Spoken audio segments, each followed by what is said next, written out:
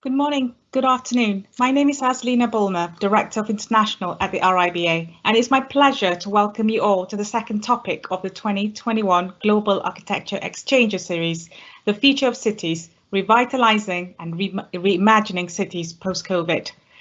The Global Architecture Exchanges were developed last year and are a partnership between the American Institute of Architects, the Australian Institute of Architects, the Architecture Society of China, the Royal Institute of Dutch Architects, the Council of Architecture and Urbanism in Brazil, the Japan Institute of Architects, the Korean Institute of Architects, the New Zealand Institute of Architects, the Royal Institute of Architects of Ireland, and the Royal Institute of British Architects.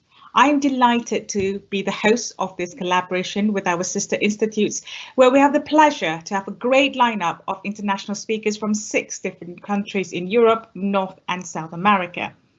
It is fantastic that once again we have an audience from many different countries from across the world. It is great to be able to reach so many of you wherever you are. In the second topic, we will be exploring how the pandemic has changed the way we live in and experience our cities, how cities become obsolete almost. Do we need to rethink the way we design our cities? How has the way we travel between and around our cities changed? Today, we have an excellent lineup of speakers from Europe, USA and Brazil. They are expert in this field. Many have received awards for their projects. They will talk about their experience and the challenges they face in that part of the world when thinking about the future of cities post-COVID.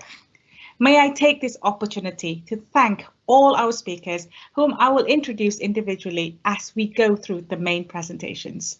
Bob Hannan, Architects Department of Down-Lair, Rathdown County Council, Ireland. Councillor Ana Claudia Duardo Cardosa, member of CAUB Brazil Committee on Urban and Environmental Politics, Brazil. Chris Williamson, Weston Williamson and Partners, United Kingdom.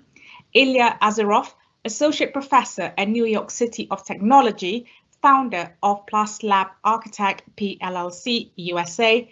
And Tom Van Hoven CS, Netherlands. Thank you all for taking the time out of your very busy schedule for this event. It is much appreciated. Before we move to the sharing session, there are a couple of housekeeping points for our audience. There will be an opportunity to ask questions at the end. If you wish to ask your question, please type these into the question box. We will get to as many questions as possible. However, if yours are not answered, a record of it will be kept and you will be contacted with an answer wherever possible.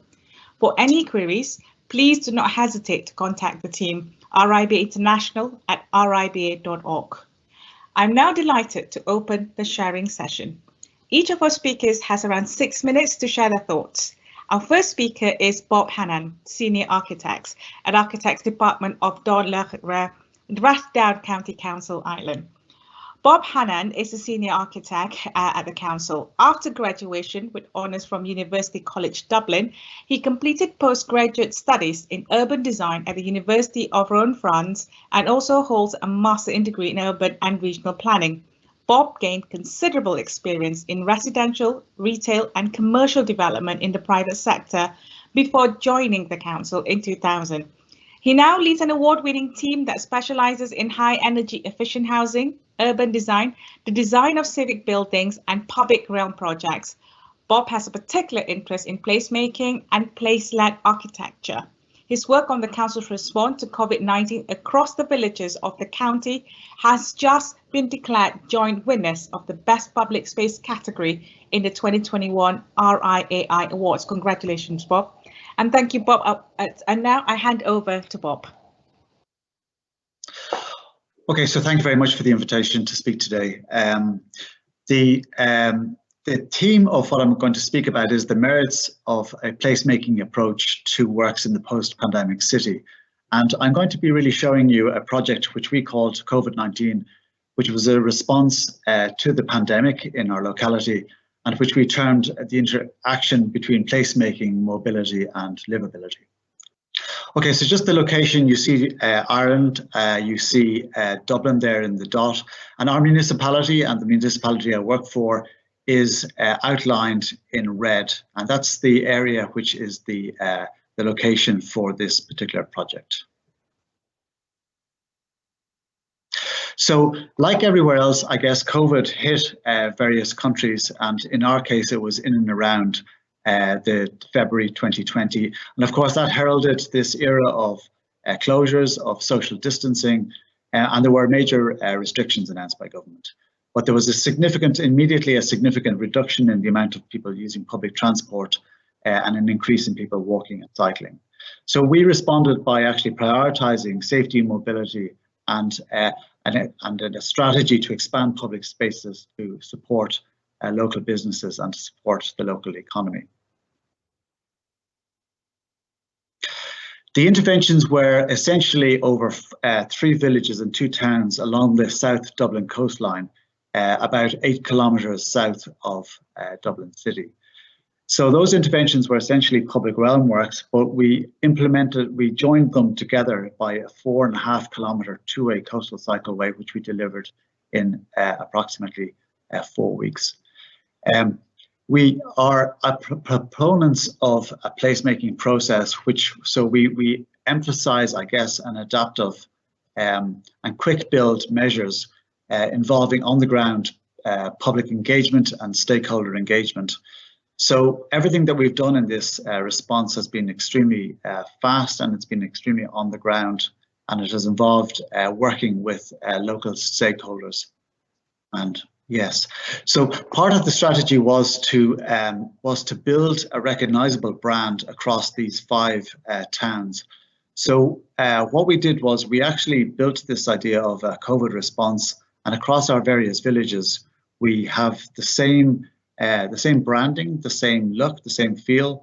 So this is again another 2 villages. So the same look, the same brand, the same kind of materials, so that as we rolled this out very quickly, people could understand that this was all part of a collective effort to try and reshape, I guess, our villages and towns to deal with this pandemic.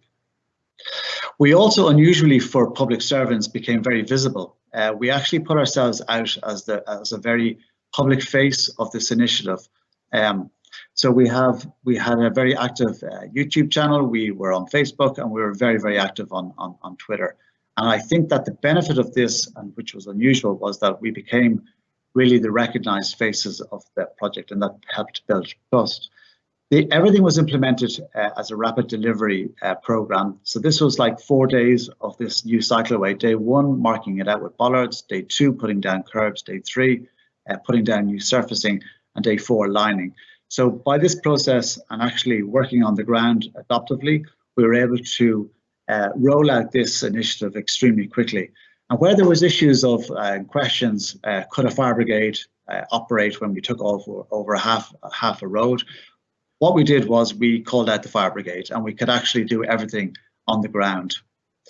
We also tried to make all of these transport initiatives based around an idea of place-centered around people. So our heroes in this kind of regard are the likes of Jan Gehl and Holly White, and we're in all of our initiatives trying to emphasize how people could actually use and live outdoors and enjoy these new kind of spaces. So when we visualized a stop-off area of this new cycleway, we painted a picture of how people could actually use it. And then the reality is here on the right-hand side, a new kind of picnic area so that people could actually, I suppose, enjoy the interface between urban mobility and livability. And so these images then started showing the ranges of different types of people who could use these initiatives, and trying to capture demographics which were unusual, like families using cycleways would have been an unusual demographic, or young women, and also then starter cyclists. And so we found actually that there was a lot of pictures and a lot of social media interest in what we were doing, and that over time actually helped bed down this particular cycleway.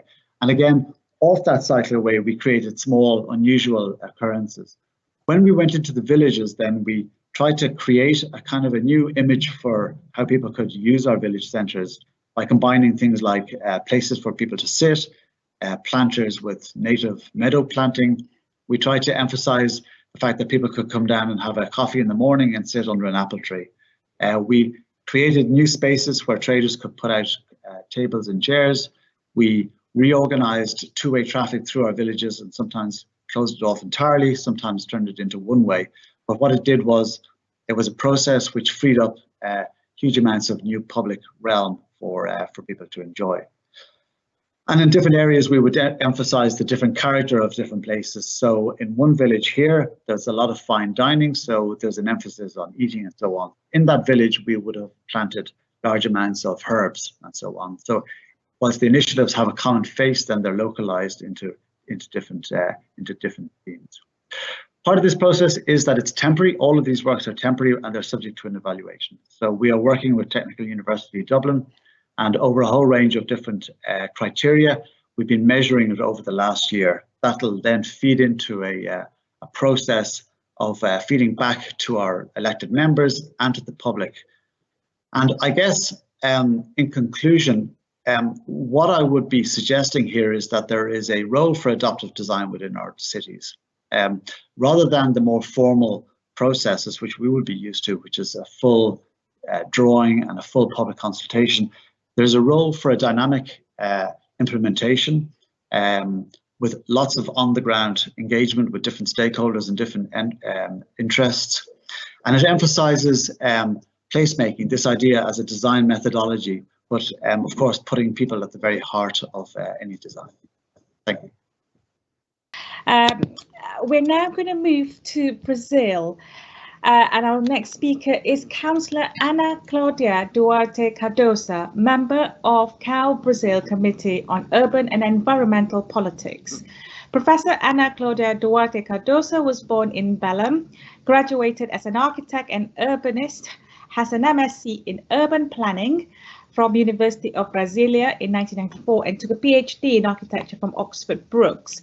She's a professor at UFPA and has been a researcher at CNPq since 2010. She's worked in the government of Pará, has coordinated Urbes Amazonia Research Network, and she has contributed the development of 15 municipal master plans to municipalities located in the Eastern Amazon and has assisted social movement and NGOs in the assessment of urban policies.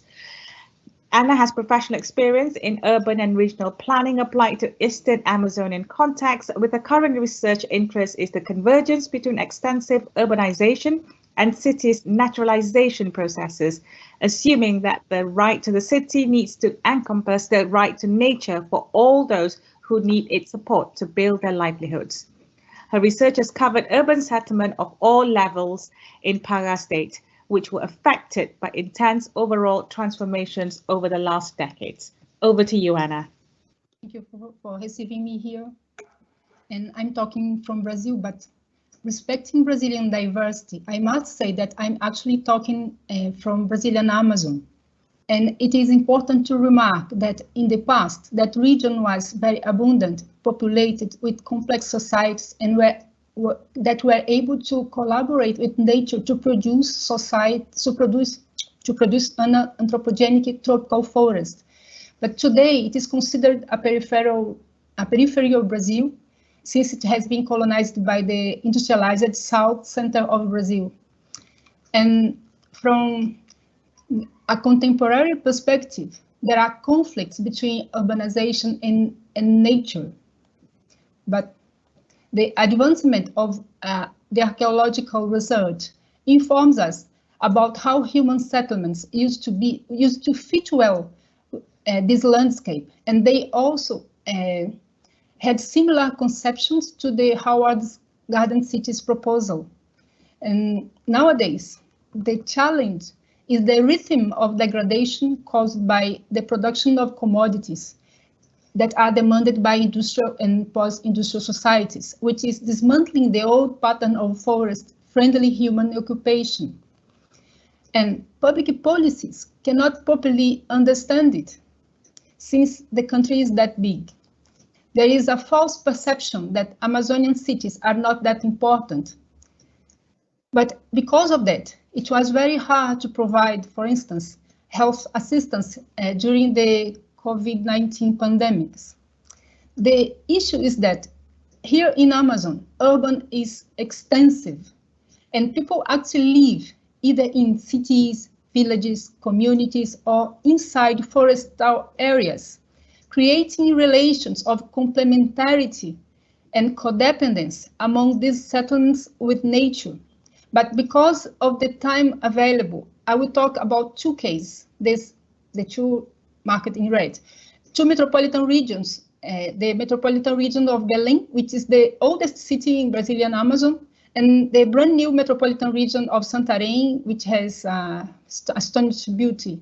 And here you can see what happened over 65 years in terms of informal occupation of waterlogged areas, and also reduction of vegetation, and how it has created a divided city and fostered the denial of nature in a region where nature is superlative. And as a consequence, floods are not restricted to informal areas anymore. They have spread all over the city each rainy season. And in a bigger scale, rivers are like streets that connect and supply people, especially for those who work with biodiversity. So you can see the metropolis and a lot of communities nearby. And here you see the city center, the orange dot, and the blue one, which is in the islands 5 to 15 minutes apart. And you can compare how in the islands people build their livelihoods from nature and tourism. And even in the White Islands, they are under pressure because of real estate market corporations that just dismantled all the vegetable and the vegetation and the way of life. And here you can see Santarém, especially the beach of Alter do Chão, which used to be an indigenous settlement 15 years ago.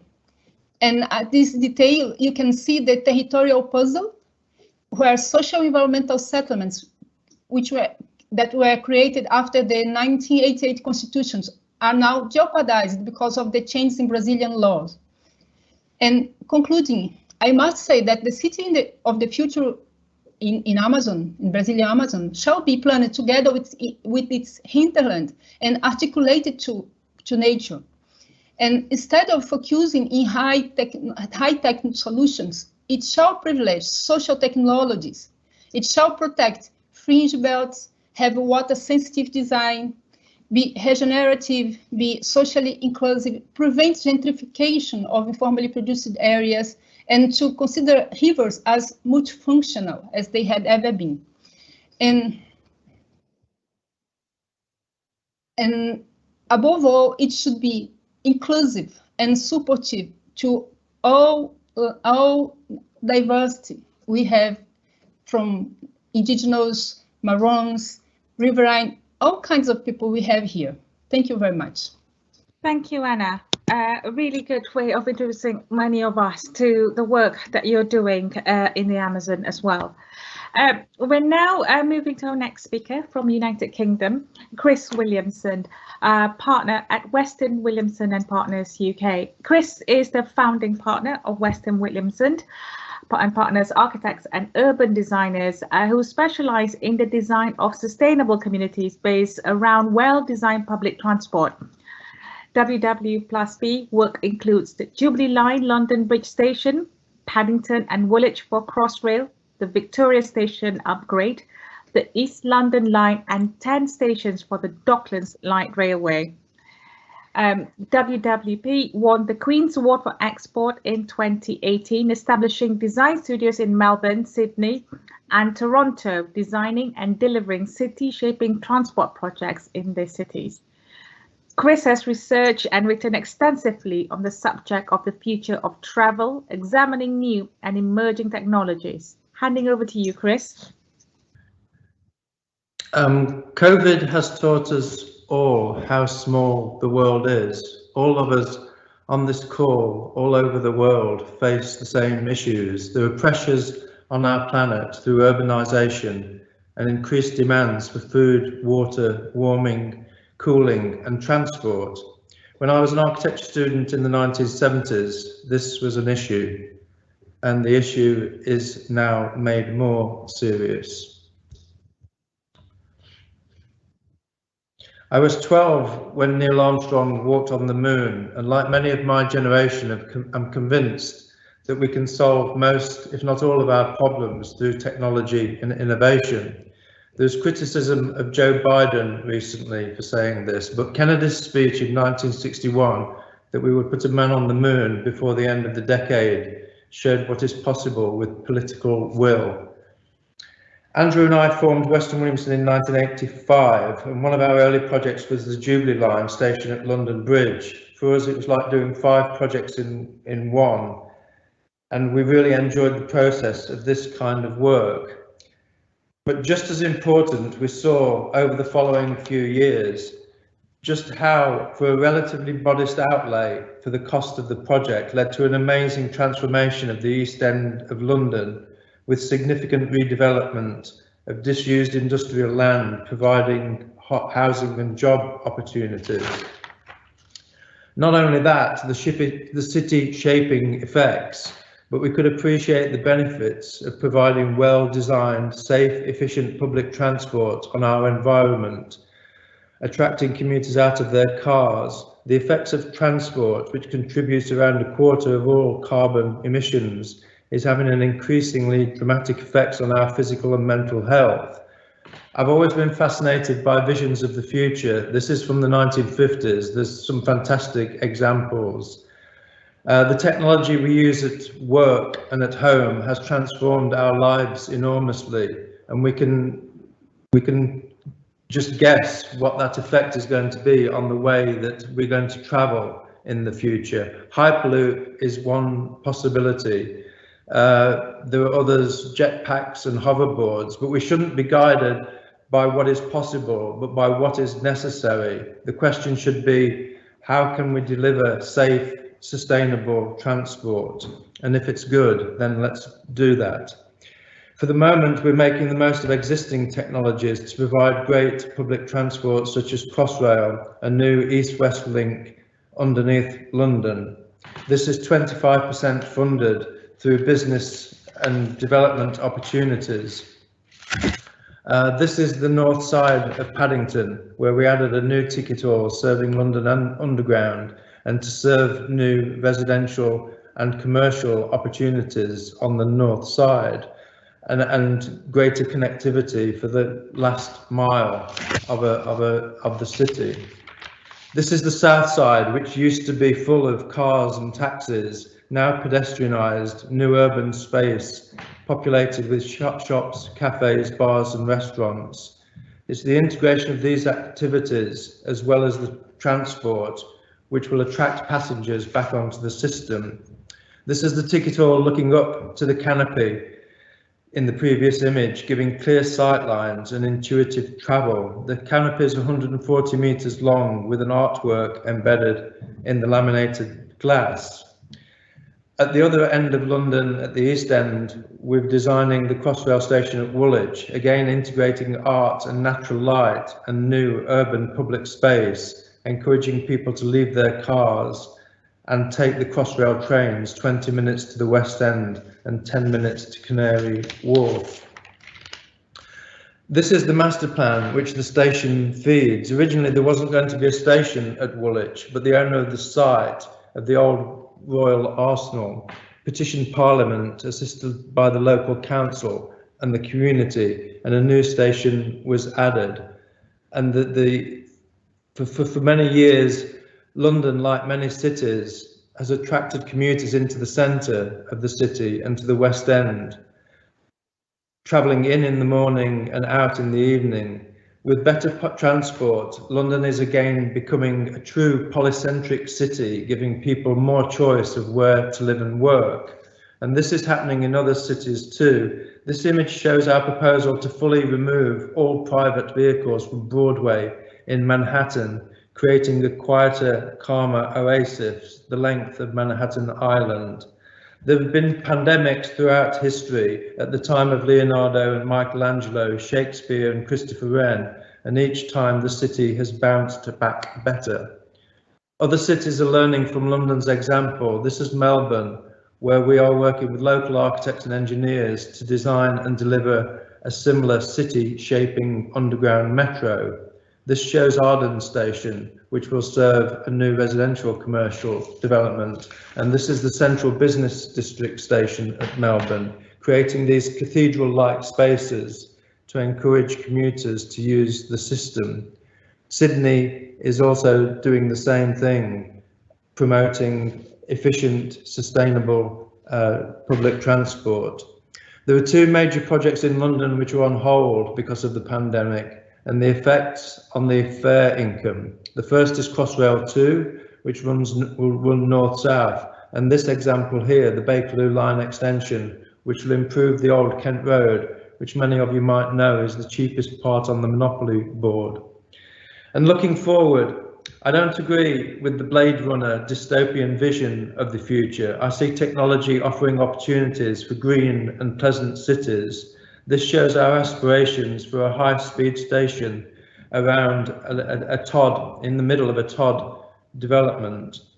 And in order to inform our vision, we conducted extensive research in 10 major cities. As Steve Jobs said, you can't connect the dots looking forward, you can only connect them looking backwards. As people, we've changed very little over 2,000 years. But the technology we use has changed dramatically. And it's important that we look at what people tell us in order to help design the future of a post-COVID world. Thank you. Thank you very much for that. We're now going to go to our penultimate speaker, who's from USA, Ilya Azarov, Associate Professor at New York City of Technology and founder of Plus Lab Architects PLLC USA, whose founding mission is to build resilient capacity and advance goals for a sustainable regenerative future while giving underserved communities greater visibility. He is an internationally recognized leader in disaster mitigation, adaptation, and resilience strategies. Currently, he is part of Resilient 21, a coalition advising the Biden-Harris White House on resilience strategies. As New York State Disaster Coordinator, he's leading the AIA Unified Crisis Task Force addressing impacts of COVID-19 pandemic, and he is an integral part of NYC Mayor's Rapid Response Network team. Ilya is advising HUD, the federal government, as part of the Resilient Housing Task Force. While with ICC and ANCR, the Alliance for National Community Resilience, he helped create community resilience benchmarking system. Over years, he has contributed to several key publications, lending his expertise to various efforts, including the 2019 Hazard Mitigation Plans for US Virgin Islands and New York City. He is a Louis Bethune Fellow of the AIA and is pleased to be serving as the 2021 AIA New York State President. Prior to coming to New York, he worked in Germany, Italy, and Holland. He has worked in the field for over 25 years. Over to you, Ilya. Thank you. And I'm honored to be here to join this panel today and to introduce the work we've done. We've put together a little video for you to show you what we've been doing in New York City and across the state to address the COVID crisis. So go ahead and roll the tape, please.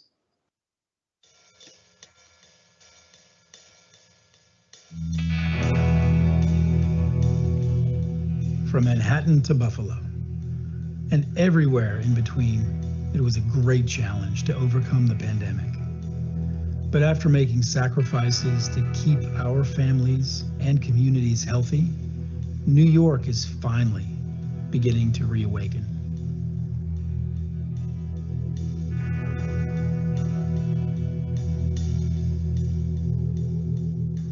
A new dawn is indeed at hand for our city and our state.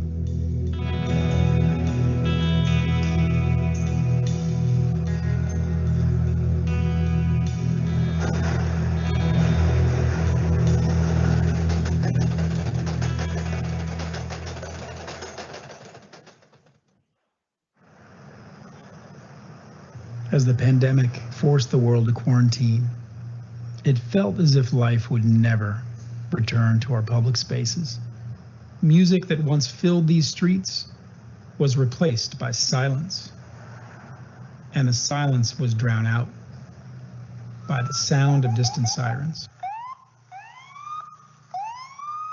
When the state shut down, the American Institute of Architects went to work.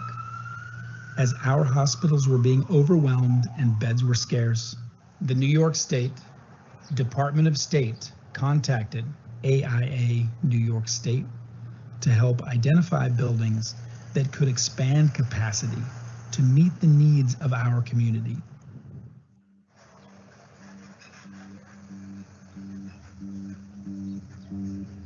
In those crucial 24 hours on March 20th, as you worked in quarantine through the night, responding to the governor's urgent call, you laid down a foundation that has been used ever since. You might not have thought of yourselves as frontline workers, but you truly were on the front lines, and many lives were saved. Ultimately, our response network remotely identified over 1,000 buildings throughout the state to answer the call. And when PPE was scarce and desperately needed, you were extremely resourceful, transforming your offices into micro-manufacturing hubs to produce protective equipment.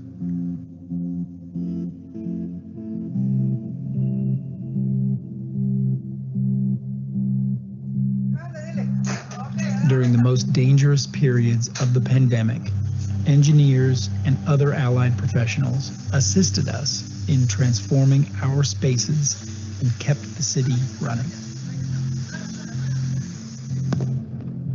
And we succeeded. After having the highest positivity rate in the nation and one of the highest in the world, we've now reached one of the lowest rates in the nation. Your ceaseless efforts to identify safe spaces are an essential part of our state reopening stronger and better. But it wasn't just hospital space we identified. We created space that wasn't just about survival, but about living. In this pandemic alone, we've changed how we work, how we learn, and our streets have been entirely reimagined. The AIA, along with NYC by Design, design advocates, and city agencies, created the Design Core Network that reimagined how restaurants could reopen. Although streets are filling up, the impact of the pandemic on local businesses has been devastating. AIA is now advising on how these spaces can be transformed into vibrant places that can host people needing a place to work and a place to create. We're also advising city and state agencies on how to transform empty spaces into affordable housing. Whether it's reimagining our city, its public spaces for sustainable living, embracing alternative transportation, recognizing the need for greater equity, the AIA has created a blueprint for better.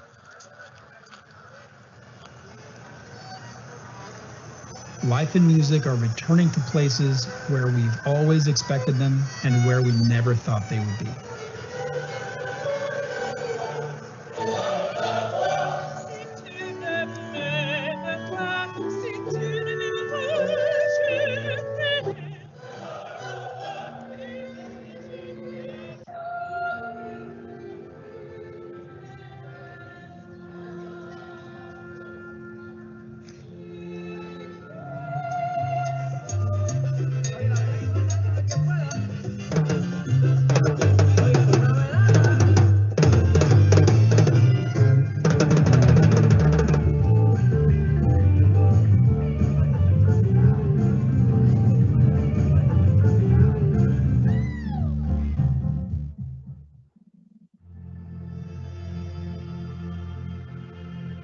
Whether it's honoring those who sacrificed their lives in the 9/11 attacks or rebuilding after them, you keep coming through. From Main Street to Wall Street, architects have made New York State what it is. We have a lot to be proud of. You literally gave people the ability to breathe when the very act of breathing was perilous. Look at this street. A year ago, there was no activity, and due to your efforts, life has returned. I can't thank you all enough for everything you've done and everything you're continuing to do. Let's make sure that the Empire State and the greatest city in the world will continue to thrive and thrive as never before.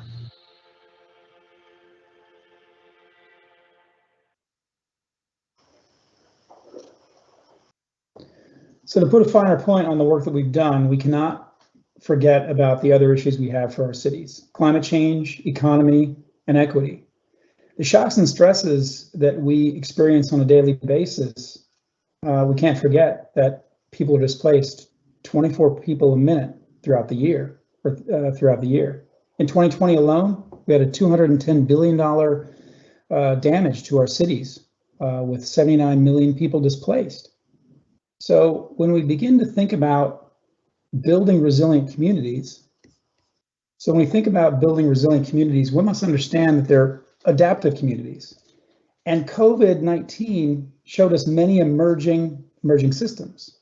We typically have a top-down approach from a government standpoint in terms of regulation. But what we really need to look at is the community as horizontal networks and systems with food distribution, housing, and healthcare. And the key is, how do we coordinate those things together? Those intersections are where the work is. And COVID has shown us what that resilient capacity needs to do. We have maintained our long-term commitments to sustainable development goals, but it's also revealed gaps in those goals.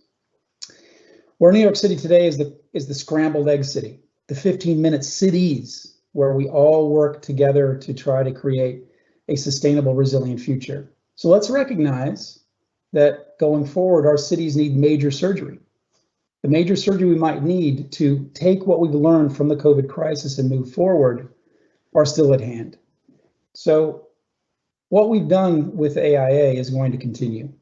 Our experience in New York City has been that we need to recognize those supporting systems. We can't go back to the way things were before, and that we're continuing to work with city, state, and federal government to support and make permanent all of the changes you saw in the video. So thank you for your time today, and I'm happy to answer any questions you may have. Thank you, Ilya. That is really fascinating and a really good way to show how architects have really contributed in a very difficult period in New York. And I'm really looking forward to go back to New York soon as well, to see those vibrant communities. I've always enjoyed my time there. We're now moving on to our final speaker, last but certainly not least, Tom Van Hoven, Principal Architect and Urban Planner of Van Hoven CS from Netherlands. A former Chief Government Advisor on Infrastructure to the Dutch government from 2008 to 2012, Ton founded Van Hoven CS in 1995. During his time in government, he advised on sustainability of infrastructural, urban and regional planning. Prior to this, he was Professor of Architectural History and Theory at Eindhoven University of Technology, where his design research focused on the pedestrian city of tomorrow. Alongside his work as an architect and urban designer, Ton is an international consultant for smart microcity and healthy city, integrated planning, multimodal mobility networks, and transit-oriented development. Among his clients are national and international governmental organizations, NGOs, and foundations. Sustainability is in Ton's DNA. Ever since the publication of Limits to Growth in 1972, he has made it a point in both his professional and private life to contribute to a sustainable, equitable world in which all life can thrive. His latest focus is on biodiversity and nature-inclusive design. Ton has a passion for the arts and a keen interest in philosophy. He supports various fine arts institutes and performing arts programs. Over to you, Ton. With our scientific partners, Delft University, AMS Institute and PBL, my team researches City of the Future 2050, an assignment from the 5 biggest Dutch cities and the Ministries of Infrastructure and the Environment and Internal Affairs. We focused on Rotterdam Alexander Station area. This research was required because of the new policy that the city is the Netherlands are designing for the future. These are some original designs for Rotterdam Alexander, where these were presented at the CM10 conference in La Sarraz in 1955. And after execution, it started to look like that, the previous slide, but now, today, this is the reality. Today's, if we look at the most important challenges for the 21st century and the city of the future, we see 4 main threats for humanity: loss of biodiversity, climate change, depletion of raw materials, and pollution. As an example, in the Netherlands, 17% of original biodiversity is left.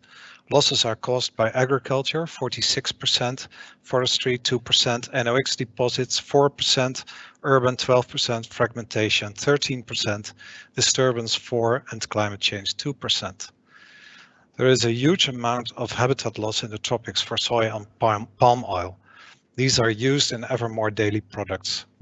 So the recommendations are transition to circular economy, prevent pollution and overexploitation elsewhere.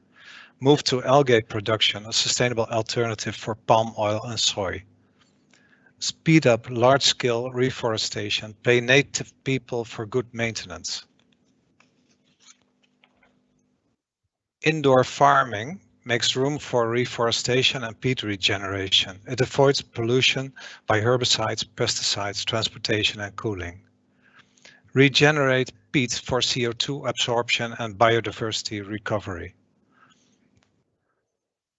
The study area that we're looking at is situated 6 meters below sea level, and we expect subsidence by peat generation of 30 to 50 centimeters in 2050. Sea level rise scenarios range from 0.25 meter up to 3 meters at the end of the 21st century, which is quite a challenge for the Netherlands.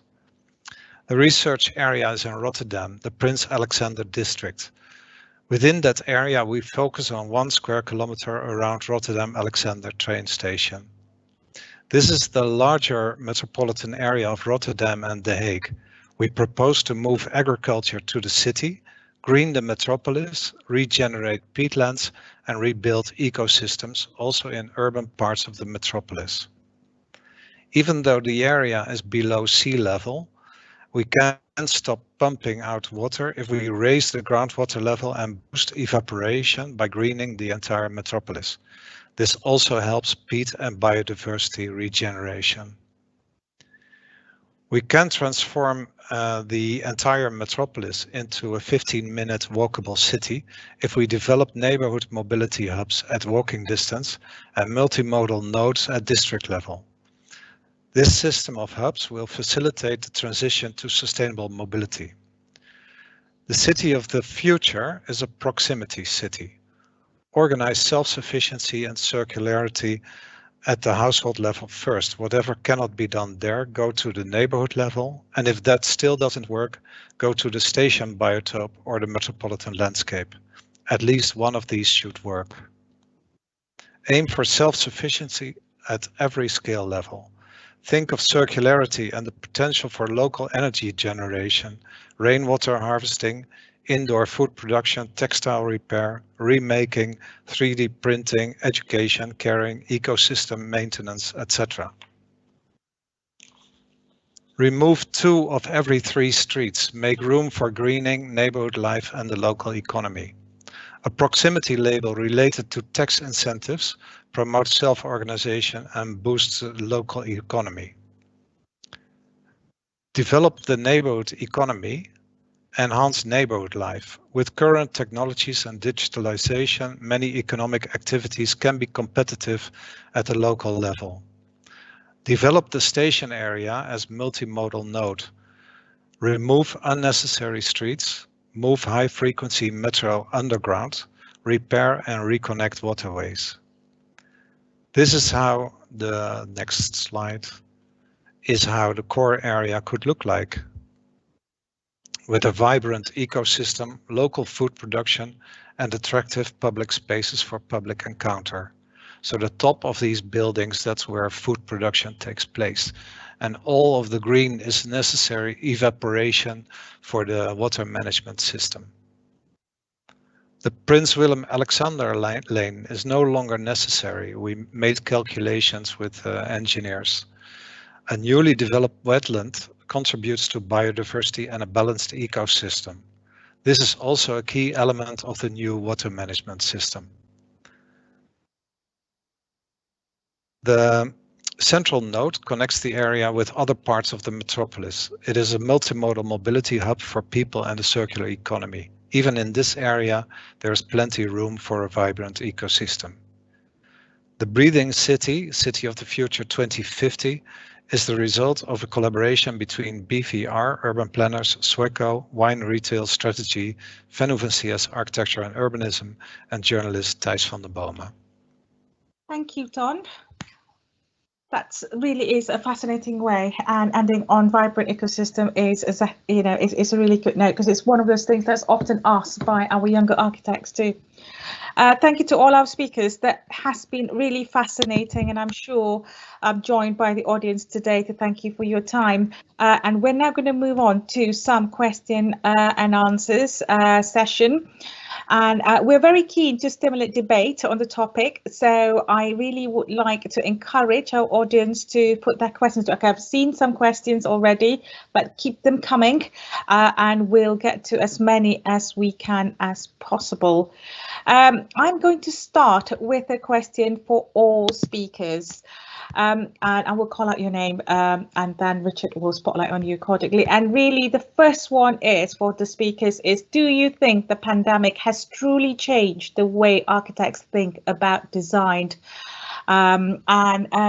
Let's start with Chris.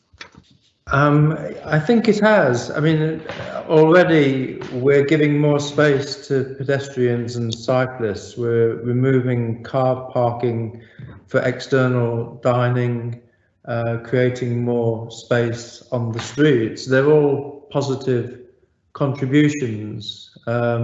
It's just a pity that it's taken a pandemic to make us realise who are the important people in the city and what we need to prioritise space for.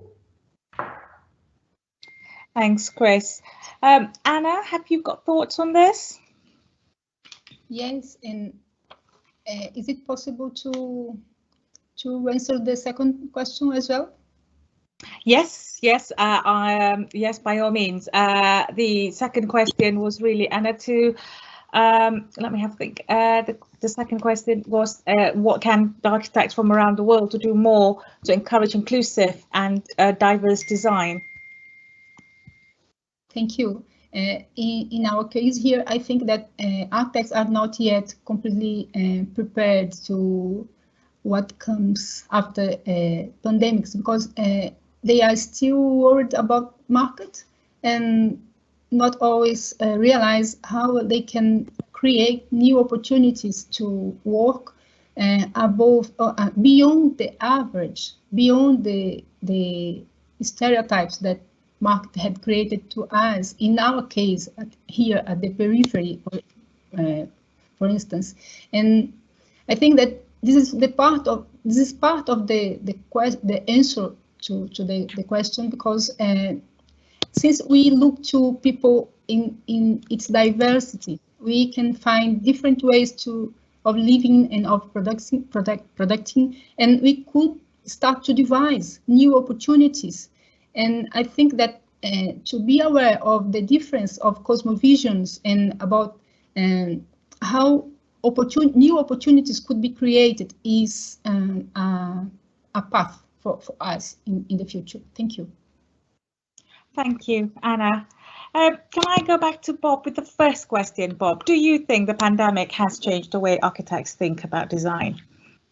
Well, what I have observed is that architects are re-engaging in a discourse that is maybe goes beyond where architecture, certainly in Ireland, was. Architecture in Ireland was about buildings. It was about the quality of design of a particular building. Perhaps that building as a piece of sculpture almost. I think architects have refound their voice in a tradition of engaging more in what architecture can be to wider society. I suppose there's a greater understanding of the role that architecture plays. And the catalyst for that has been what architects have been doing in the public, in public realm work.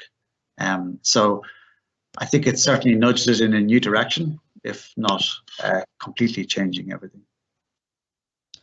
Thank you, Bob. Ilya, and your views from USA? Sure.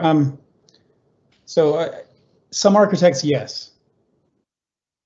We and several others have learned and have changed the way they engage architecture. Others will be, the proverbial kicking and screaming into the 21st century as every aspect of code, space use, occupancy levels, air supply and return all change, and you'll be forced to do those things in architect. So we have to get past the reactive nature to shocks and stresses and become more proactive. It's not as if we didn't know these issues existed in our communities about mobility and transportation, about inequities, but we were slow to respond because of either political or financial will. So your question really digs into the question, have architects changed the way? There were always architects ready to do that. There are more architects now ready to do that. There are others that will be pulled into this because you must. And so I think that's where we stand today. Thank you, Ilya. And Bob, what do you think? Have you seen change in Netherlands? Have you seen how architects respond in a different way now? You're asking me, or? I'm asking you, Ton, whether you think that it's truly changed the way architects think about design this post-pandemic. I think a lot of trends were reinforced, because we were already moving from car-centered cities to pedestrian-oriented and bicycle-oriented cities. But with this whole pandemic, I think what we experienced, what is new about it, is that we suddenly rediscover our own neighborhood or our own village. And this also resonates in global policies. I think we came to realize that we are very interdependent worldwide, and not always for the benefit of everybody on both ends of this trade relation. And we're definitely looking for ways to get less dependent and less, maybe better connected on a spiritual level, but less connected on a material level. And this poses questions for the cities in terms of what can you do at the neighborhood level? How can you reinforce the quality of life at the neighborhood level? And how can you use the entire community, the inclusive community, to make that work? I think that's definitely something we're seeing. No, it's very true. I'm discovering so much more about my small city since lockdown that I've never seen before. So that's been quite an interesting phase. Thank you, Ton. I want to go back to Bob, if I may, please, for my next question. Bob, you talked about dynamic implementation of design, which I really like the term of, actually. Can you tell us how you think this principle can be applied to other schemes? I'm assuming it's not going to be applicable to every project. Okay, so I think that the idea of a dynamic design, for me, is not necessarily just about speed, but it's about, I guess, that idea of placemaking. And dynamic, for me, means that kind of level of engagement with the various stakeholders, that rather than very formalized processes, you can actually use different techniques to sketch out and to involve people in how they perceive schemes, whether that's buildings or whether it's public realm works or whatever. So I think that it can be applicable at different scales, maybe more useful in some, but I think it's more about processes to engage local stakeholders. Thank you, Paul. And we're going to move to Chris next. And a question for Chris. Post-pandemic, what will change in terms of designing for sustainable infrastructure and transport? Thinking of climate change in particular as the biggest challenge to face mankind, can architects use design to help change the mindset of the public to use public transport more and appreciate the space on offer? I think so. I think in the research that we've done since the pandemic, that there seems to be much greater appreciation of the effects we're having on the planet. The pandemic has put us back in touch with nature, and we've got studios in Canada and Australia, and I regularly talk to them. It's interesting to see how, although they're 13,000 miles away, we have the same issues, and we've realized how, you know, this is a pandemic. But in terms of climate change, we need to all act together in the same way as we're acting together to get everybody vaccinated and to combat the pandemic. So I think that we've all leapt forward 5 or 10 years in terms of the use of technology, traveling less, allowing flexible working, all things that were starting to happen. But the pandemic has speeded everything up, including our appreciation of the world.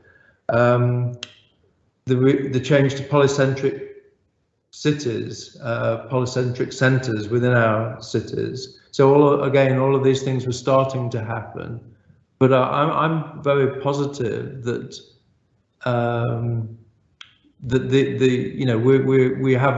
we are appreciating nature more and appreciating what we're doing to the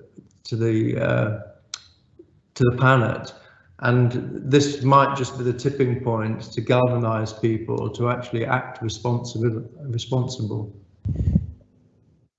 Thank you, Chris. I'd quite like to ask a question there's a question for Ilya, really, to the work in New York. Really, you talk about global equity.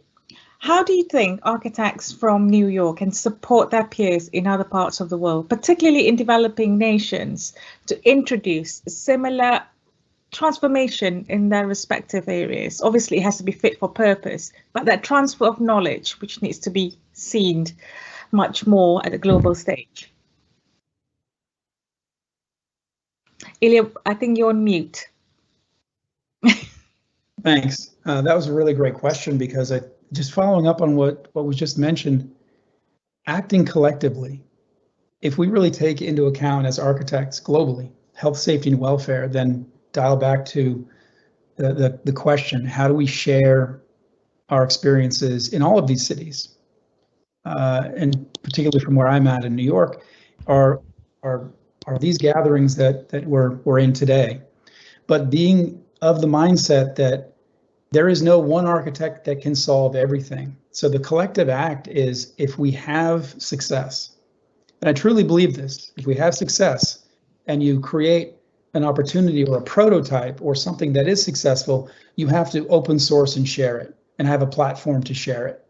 Because you just mentioned in the question, there has to be a recognition of uniqueness of place. It has to fit. So one thing that happens in the Bronx of New York is not going to work for specifically to someplace in Dominica in the Lesser Antilles. However, the willingness to share those successes as well as your failures to improve upon them is something we should act collectively. And so my hope is, for example, the work of our task force. We've made it open source. We're going to continue to make that as artifacts to share with as many people as we can, and I'm hoping that others will do the same. Thank you. And actually, Anna, you wanted to add a little bit more on your answers earlier, and also actually carrying on from what Ilya has been talking about, what do you think to encourage inclusive and diverse design? Thank you.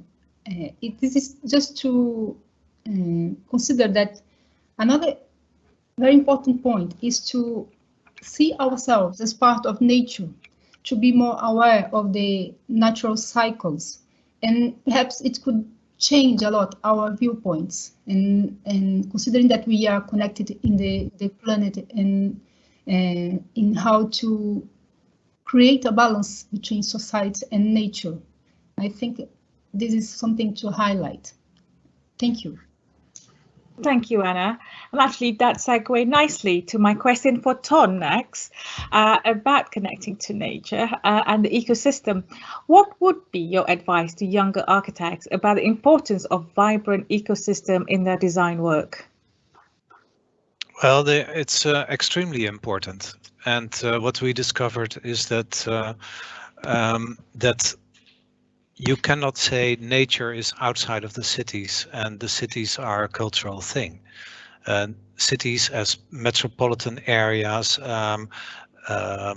polycentric cities, all of them, they are part of nature and they influence the climate and they influence biodiversity. So it is the single most important thing that we are depending on. Now, what can you do as a designer? That's something else. And I think that's where I think the practice of being a designer or architect or urbanist is very important.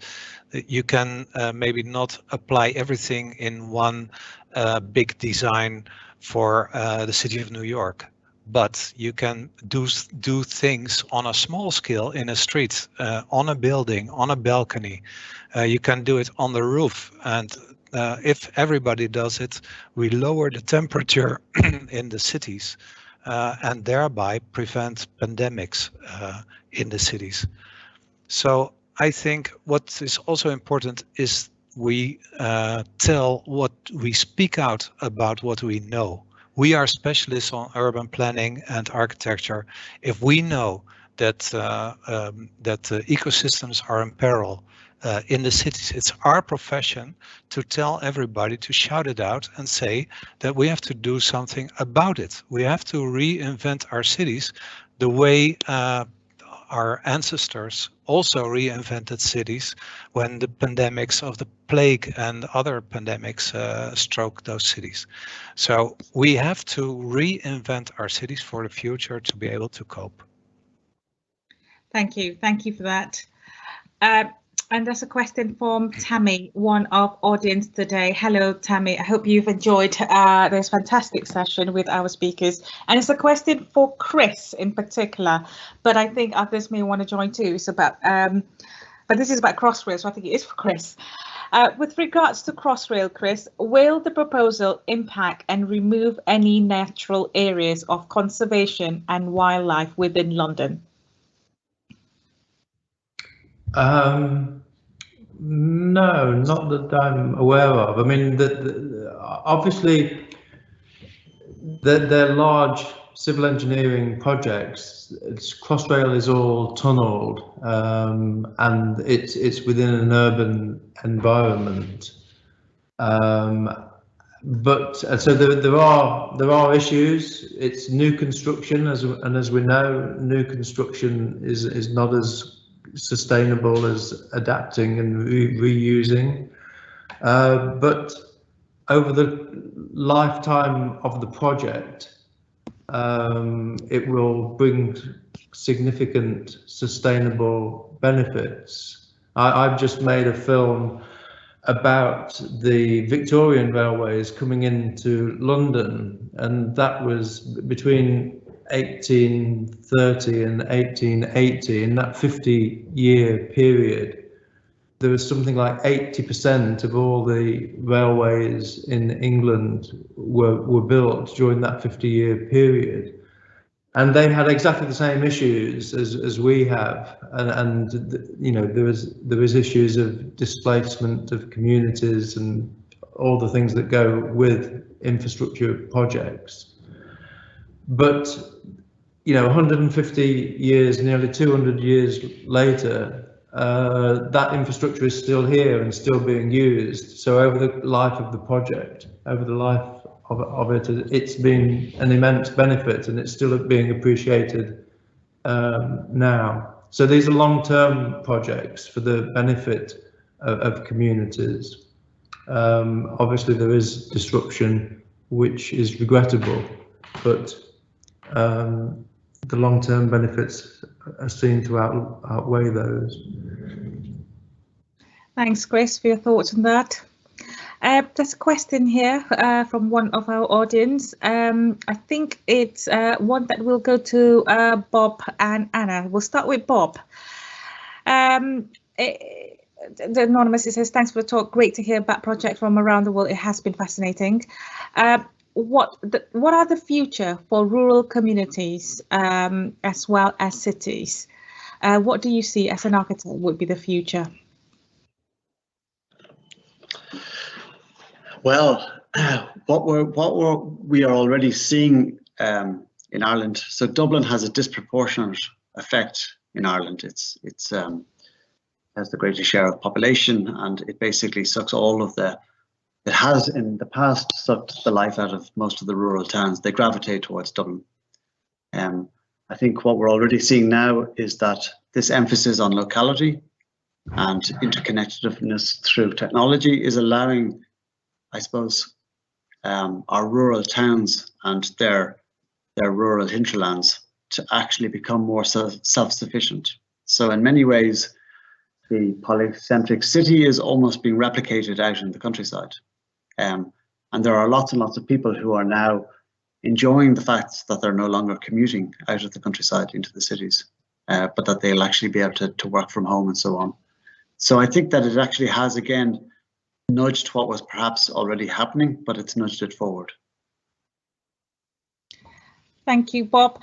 Anna, have you got thoughts on this about the future for rural communities as well as for the cities in the Brazil Amazonian? Yes, thank you.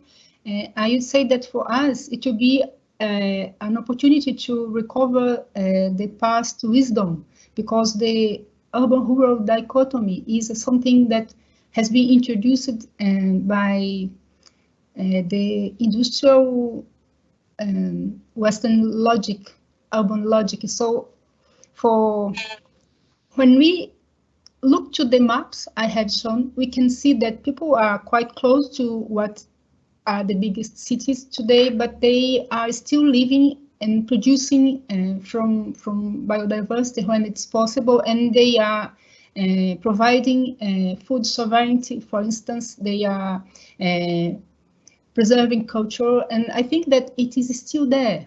And if we can support it, preventing that the external formulas would just dismantle it, it would be great. So I really think it is a very nice window for the future to think about this urban-rural connection.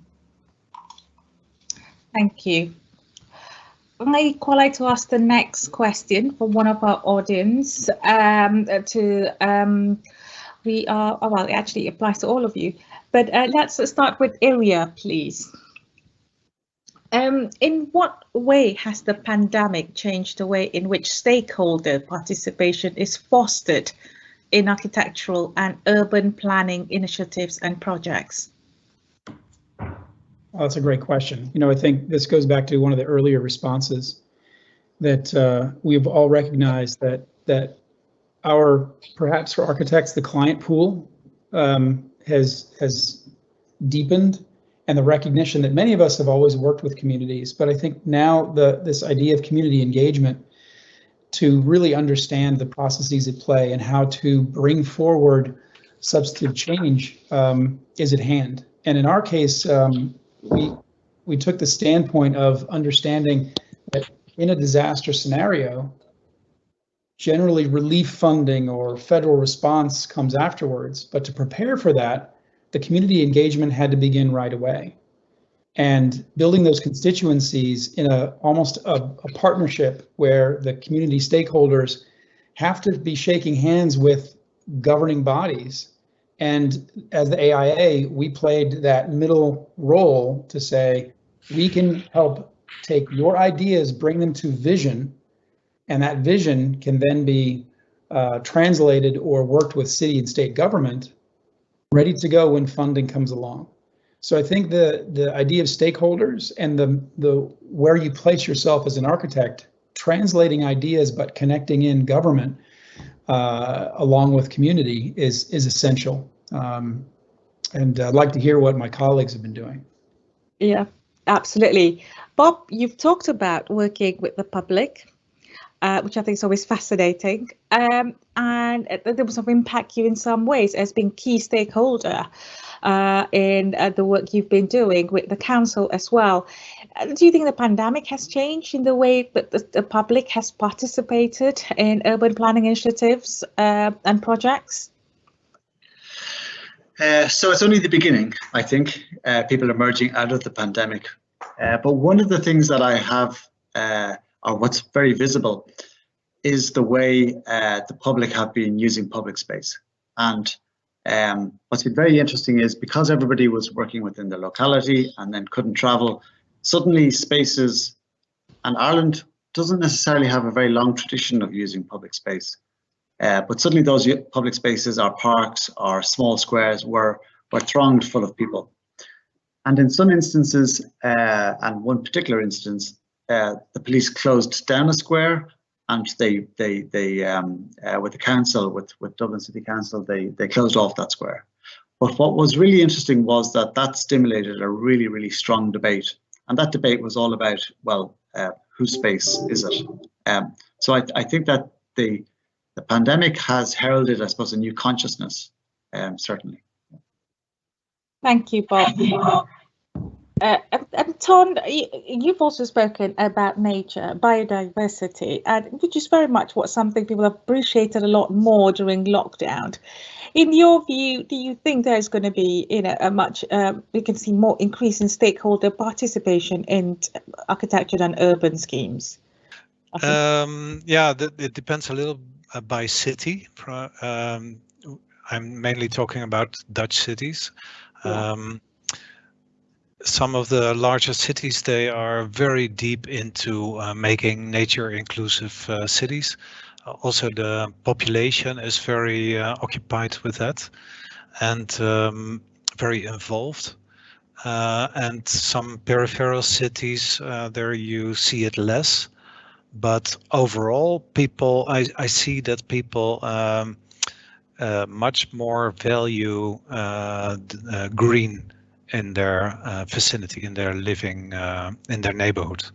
So you see that people are moving to green areas, to more attractive cities. So this is what is happening, and participation has been a long tradition in the Netherlands. So it's maybe reinforced a little bit, but not much. That's interesting to know that there's been quite a lot of participation in Holland. Chris, how do you think this is going to change for infrastructure projects? It'd be interesting to see. Do you think there's going to be increased participation from stakeholders, particularly the public? Will they share, particularly post-pandemic? I think the pandemic, if anything, has been controlled from top down. I mean, obviously, probably for good reasons. But I'm disappointed that there's a ton of plastic on every high street in London. Plastic barriers. It's awful. I mean, what's been done is awful, and then it's like our response to terrorism. Yeah. The terrorists have won when we start destroying our cultural heritage by putting in concrete barriers in some of the best cultural listed heritage environments in a beautiful city. And the same with the pandemic. You know, if we can't improve the city, then let's not. We need to do it beautifully. We need to use this opportunity to beautify the city, not put in lots of plastic bollards. So I think that there's been lots of things that have been done which have been just implemented top down without any consultation, and that needs to change. But I think politically that there is now an acceptance that we can give people more say, there's an appreciation of people, and it's interesting for us looking at what's happened in the rest of the world. Every government seems to have tackled the pandemic very differently.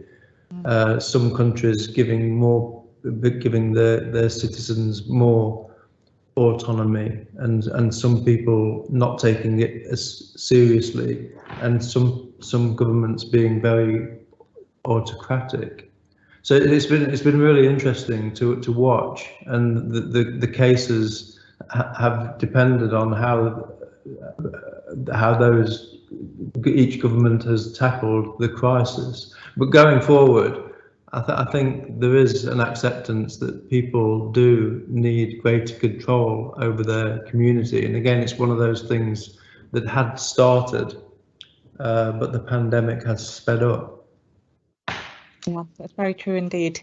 I know we've got 10 minutes left. I've got 2 more questions I want to ask. There's a question here from Hai Huang, and I'm going to stick with you first, Chris, then I will go to Ton. How do you think we can balance between the hypothesis of green city and economic force? And what can technology do to support future design? I think, you know, the city will become more beautiful. I mean, the cities are resilient. And as I said in my presentation, pandemics have happened throughout history, often at great times of cultural achievement. And that each time the city bounces back better. And we can use this opportunity to make more sustainable, more civilized cities. And that there is evidence of that being done in London, Marylebone High Street, where they've taken out car parking bays and put in wildflowers. That's just one example of it being done particularly well. So I think that it will happen, and that the effect on the high street will be quite positive as well, with more socializing, more people working less in offices, probably more in coffee shops, which again is how the City of London grew. So I think there will be positive changes, and economically there will be changes, but it will be an interesting time. Thank you, Chris. And over to you, Ton. You've talked about the needs for, economic way of thinking about design as well. So how do you think we can balance between the green city and economic force? And do you think technology can support the future design? Yeah, it's the future of the economy is extremely important because we now see that when we're past the peak globalization, that more and more companies are talking about reducing risk and thinking about reshoring production. And also with new technology and circular economy, we cannot just think in the large quantities, but we also have to think about a small scale and a middle scale production or repair or circularity. So then you come to what is the business model of green cities. And that's where I can advise to go to the internet and look at the 6 capitals approach, which is very interesting way of reporting for big companies and investors. And it identifies natural capital, social capital, human capital, innovation capital, and manufactured capital, and I'm missing social and relation capital. So this will be the future reporting on green economy, and this will be very interesting for cities if you do an investment in the city, you can also account at the same way, and it relates to the Sustainable Development Goals. It's too complicated to explain everything now, but this is the direction. Thank you, Ton. We're fast running out of time, but I want to ask a final question to, and this goes to each of the speakers. And as we have Ton on screen, we're going to direct this question to you initially. And this is something that I think we all can work together on, particularly the institutes. Given there are numerous climate disasters happening currently across the world, we've seen the floods, tragic floods in Germany, the flash floods in London, same in China, the terrible fires in USA currently, and that's just to name a very few examples. Given that we're seeing this right now on the television, and there'll be many more examples, what would the panel like to see come out of COP26 in Glasgow with regards to tackling climate change? And what do you think, this is an addition from me, what do you think the Architecture Institute can do to make sure change does happen? Yeah, the EU has this 55% reduction on CO2 as ambition, but I'm missing the integral approach where I think biodiversity is extremely important, the social issues. So I think we need clear targets for the environment, for social, and for the pollution, things like that. And how high they should be, the highest possible. Yeah. Thank you so much for that, Ton. Ilya, can I come to you? Sure. It's a great question. I said in my presentation that think of resilience as action. So what I'd like to have come out of the next conference for COP26 is that recognition that resilience is action. We often have goals and targets that everyone says they're going to do. What I would really like to have coming out of there is a commitment and an understanding that the biocapacity of the Earth is going down. So when you try to recover from disasters, we're already recovering to a downward declination of where we want to be, to sort of build back. Let's have a recognition coming out of that you must regenerate with every act, that every time we are recovering from a disaster, we must truly build towards regeneration. So to change the decline curve of biocapacity to an incline curve through every act. If the global architectural concern as an institute, all of our institutes, and I might be wrong on this, I think it is. It is quite astounding. I think it was 100. Now I'm losing the number, but the amount of money that we control in terms of design and implementation globally is extraordinary. That commitment to change, to regeneration, would change the world. Thank you, Ilya. Anna, can I come to you on this question? What would you like to see at COP26 in regards to tackling climate change, and what do you think how Brazil can do or should do with other institutes to make sure it happens? It would be wonderful if Brazil would change its position, because it used to be a leading country at the environmental discussion, and today we are going backwards. And I think that it's something that is not possible to discuss here, but in professional terms, I think that if you could articulate the scales and to understand that everything is a fractal, it would be nice to have what happens in regions and is more, even in cities, counting for the problem that you have in a planetary scale. And I would like to say that here in Brazil, unfortunately, stakeholders are benefiting from the crisis, the economic and political and environmental crisis, to reinforce fires, reinforce violence, and all these sort of things, unfortunately, and to grow cities, to convert rural to urban land, to create new typologies which are completely unrooted. But hopefully things might change in the near future. Thank you. Thank you, Anna. And Bob?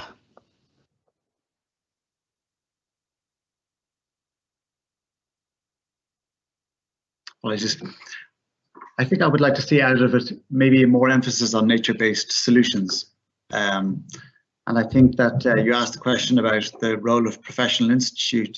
Yeah. I think it would be to try and capitalize more on the training of young architects, actually, so that they can actually be more involved in these discussions. So if there was something coming out of this, it would be about the role architects and architecture plays, but probably goes beyond just the traditional role of architecture in buildings.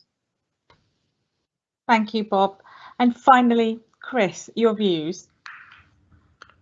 I'd like to see more consistent and simple messaging, less confusion and disagreement amongst the experts, which just divides opinion. So in the built environment, there are very simple, important steps that we should be promoting: building less new, adapting more, improving insulation, eliminating gas heating, going for those big wins that have a very simple distilled message. I think we are very good, I think, when we identify problems, we can do something about them, whether it's smoking. When we realise that it's bad for us, we do something about it. When eating meat, there's lots of arguments that when they are appreciated, we do tackle. But I think the messaging has to be much simpler for action to follow. And do you think, Chris, I'm going to put you on the spot here as a previous VP of International at RIBA. What do you think RIBA can do? Because this is pretty much in Glasgow, part of where we should be doing more. Do you think there's more that we can do and should be doing? I think there is, because I mean, these are global issues, and obviously every country is at a different cycle in its development, and we've made horrendous mistakes, which we're now telling other countries not to do. But I think as an institute, there is a lot we can, we can explain our experience and explain different ways of doing things. So I think we have a leadership role because every architect around the world is facing the same issues of urbanization and sustainable development. Thank you, Chris, and thank you, everyone. I know we're 2 minutes over the allocated time. It has been truly a pleasure to be chairing today's inspiring session. You've shared with us some very interesting projects and ideas and your thoughts, and there's a lot that we all can take away. Thank you again to all our speakers from today: Bob Hannan, Tom Weinhoven, Councillor Ana Claudia Duarte Cardoso, Chris Williamson, and Ilya Azarov. I also like to thank the American Institute of Architects, the Australian Institute of Architects, the Architectural Society of China, the Royal Institute of Dutch Architects, the Council of Architecture and Urbanism in Brazil, the Japan Institute of Architects, the Korean Institute of Architects, the New Zealand Institute of Architects, the Royal Institute of Architects of Ireland, and the Royal Institute of British Architects for their support and contribution. It has been a true pleasure to be working and collaborating with all these institutes. Without their support, we would not be here today. So huge thanks to everyone. That's it for today, ladies and gentlemen. Thank you for joining and contributing with such interesting questions. I hope you've enjoyed the session as much as I have. For now, a huge thanks to all our speakers again and to today's worldwide audience for watching. Until next time, I wish you a very good day and evening wherever you are in the world. Take care and stay safe. Thank you.